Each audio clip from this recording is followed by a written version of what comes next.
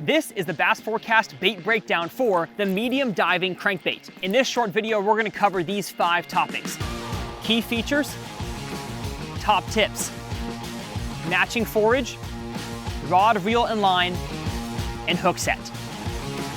Let's start with the key features. This is the medium diving crankbait, and these are its components. The body is relatively round as opposed to flat-sided, which makes it good in all seasons. It's got a medium length bill on the front, usually at a shallow angle, allowing it to dive deeper than your shallow diving crankbaits. And lastly, we have 2 treble hooks, one on the back and one underneath. Medium diving crankbaits can be both loud because of rattles and beads or totally silent. This lure is in the reaction baits category because as you retrieve it, it causes a reaction from the fish. The retrieval of a medium diving crankbait is really simple. Step 1 is to make a long cast over your area that you're fishing. If the BassForecast rating for today is a low number, maybe go with a slower retrieve, and vice versa. High number, go with a faster retrieve. Feel free to add in a stop and go retrieve to your medium diving crankbait, but most of the time you won't need that. Just a straight retrieve will get the job done.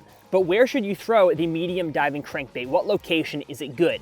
Well, first off, I would recommend starting with the BassForecast recommended location, and then once you find those areas on your body of water, find the hardest bottom you can. I'm talking rocks, clay, gravel, a drop off a ledge, any kind of hard structure.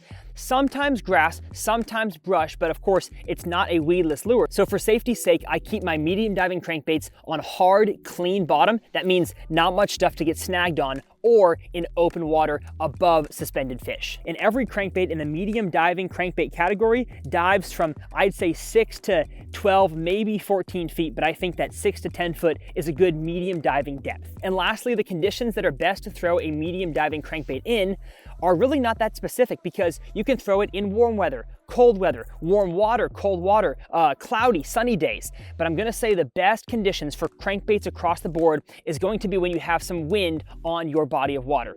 Not too much wind, not 20, 30 miles an hour, but definitely a little breeze can help the medium diving crankbait succeed. So when it comes to matching forage with the medium diving crankbait, it is pretty dang simple. If the main forage species in your body of water is a bait fish, throw white, gray bait fish imitation colors. If they're eating perch, throw a perch imitation color. And if they are eating crawfish or the water is really cold in the fall, winter, or early spring, red can succeed. Now, one thing I'll say in terms of helping your bait stand out is if you have a little bit dirty water or fish that are really pressured, change the color up a little bit. So maybe throw a shad variation with some chartreuse, with some orange. Even if it doesn't totally match what the fish are eating on your body of water, it might help your crankbait stand out to get bit. Moving on to the rod, the reel, and line we recommend for a medium diving crankbait, it's not probably one that you have just laying around for a Texas rig or a soft plastic. You need a crankbait specific combo. A crankbait combo is usually a bait casting rod of at least 7 foot in length, medium power, and moderate action. As far as the gear ratio on the reel, go slower as opposed to faster 9 times out of 10.